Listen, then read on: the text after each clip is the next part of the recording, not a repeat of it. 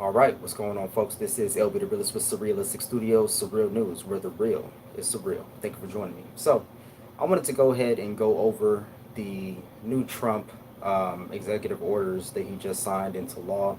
Well, that he's trying to sign into law.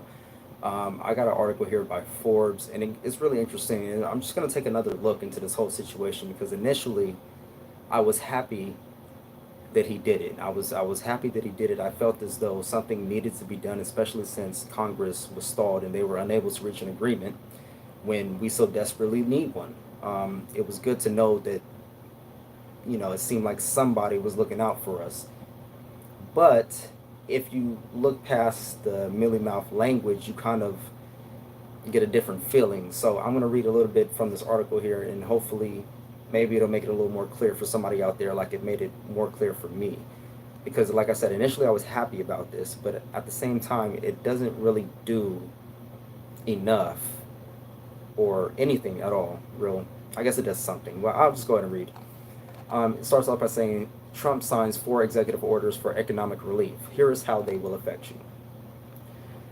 President Donald Trump signed 4 executive orders at his golf club in New Jersey after failed stimulus negotiations with Congress. His executive orders cover the following: an extension of the federal unemployment supplement at a reduced rate of $400 per week, a payroll tax holiday through the end of the year for Americans earning less than $100,000, extended student loan relief throughout the end of the year, and a call for federal agency leaders to try to find funds to help curb evictions. Legal challenges are expected as legal experts question Trump's executive powers. Congress returned to session on July 20th and failed to reach a deal with the White House negotiators over the previous 3 weeks. The House of Representatives had passed the HEROES Act in May, but GOP leaders wanted a smaller bill that included lawsuit protections for businesses, schools, and health workers.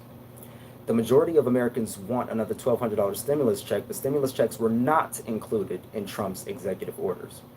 As a result, it is expected that Congress will continue to work to find common ground and try to pass a bill that includes direct payments. Millions of Americans are still unemployed or are facing reduced hours as a result of the continued spread of COVID-19. And here it goes on to list each of the 4 orders that President Trump recently signed. It starts off with the eviction moratorium. The eviction moratorium provided by the CARES Act expired on July 24th and put millions of renters and homeowners at risk of eviction. The executive order for the eviction relief states that, in consultation with the Secretary of the Treasury, the Director of FHFA shall review all existing authorities and resources that may be used to prevent evictions and foreclosures for renters and homeowners resulting from hardships caused by COVID-19.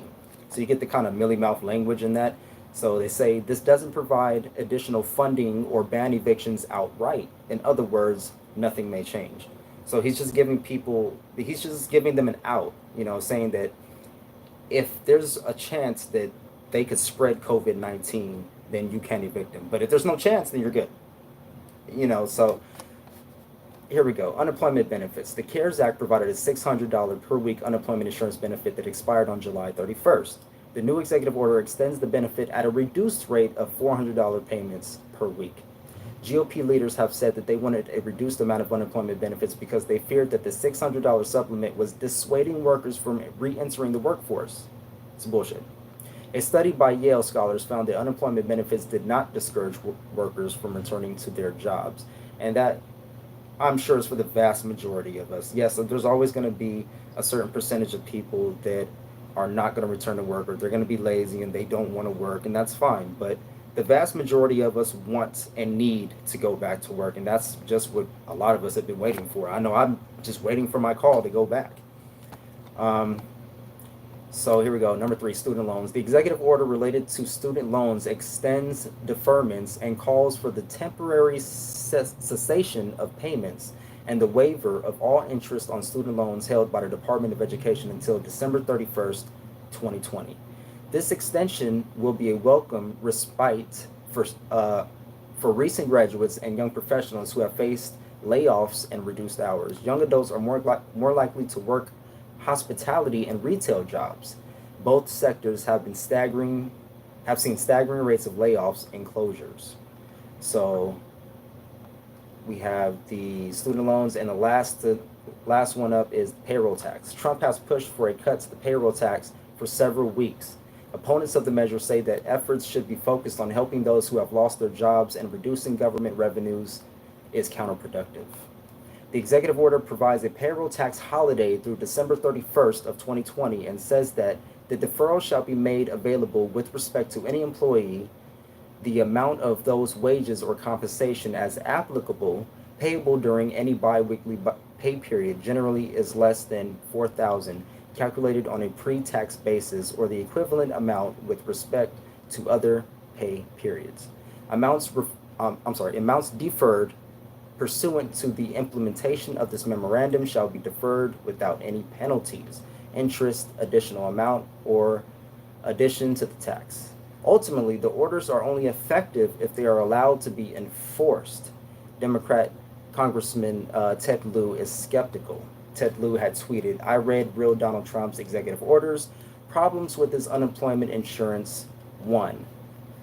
President of the United States can't force states to cover 25% of the cost," because that was one of the issues, that he wants the states to cover 25% of the 400. So they would cover $100, and then, federally covered would be the other 300. In a time where the states are already asking for more money, it just doesn't make sense. And in addition to that, they're saying that in order to help pay, or in order to completely fund the unemployment, the $400 extra, that they're going to raid the natural disaster funds. So we just got to hope that we don't have a natural disaster, so that we're able to pay unemployment. But if we do have a natural disaster, which we have natural disasters all the time, we're going to be screwed. Okay, I'm sorry. Anyways, number 2, illegally raids disaster relief fund in worse than expected hurricane season. Just went over that. Number 3, $200 less than the Democratic plan, again, because they reduced it from $600 to $400, which was actually kind of meeting in the middle, because initially they wanted to reduce it to $100, and then they upped it to $200, and then there was a recent plan that upped it to $400. So, and then there goes, it's just the end of the article right there.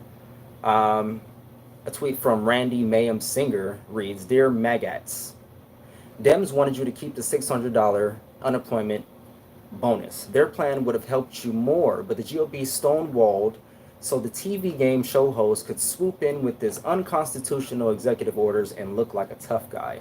Nice show, but you've been conned again."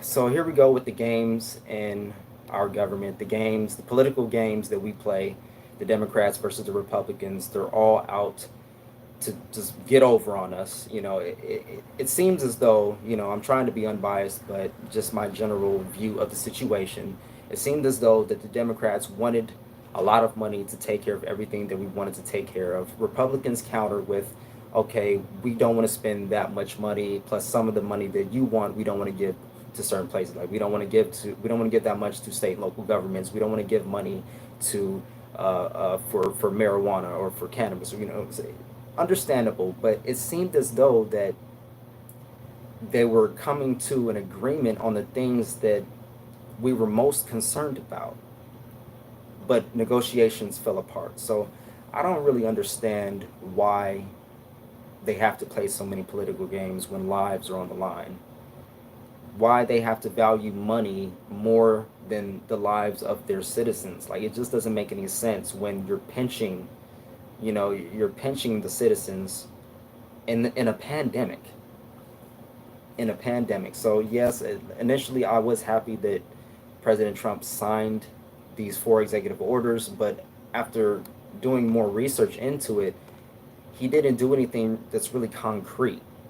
So I'm still worried at this moment that this wasn't enough, that this was just really a political game for his election. And again, we are in an election year, so we're dealing with that. Let me know what you guys think in the comment section below. Like this video if you like, share, subscribe, all that jazz, because it all helps the channel. Support the channel, support the movement, support yourselves. All right, love, peace, and light. I'm gonna leave it at that for now. For whatever reason, my phone is telling me I don't have enough space. So I'm dealing with that issue when I'm trying to record my video. So I decided to go ahead and go live. I usually don't like going live because it kind of distracts me, and I'm not really that good at it yet. But I'm gonna figure this situation out, and I'm gonna be back to you with another video with more information. All right. So if you guys want to support the show, go ahead and check out the links in the description below, and I'll see you guys on the next one. All right. Be good.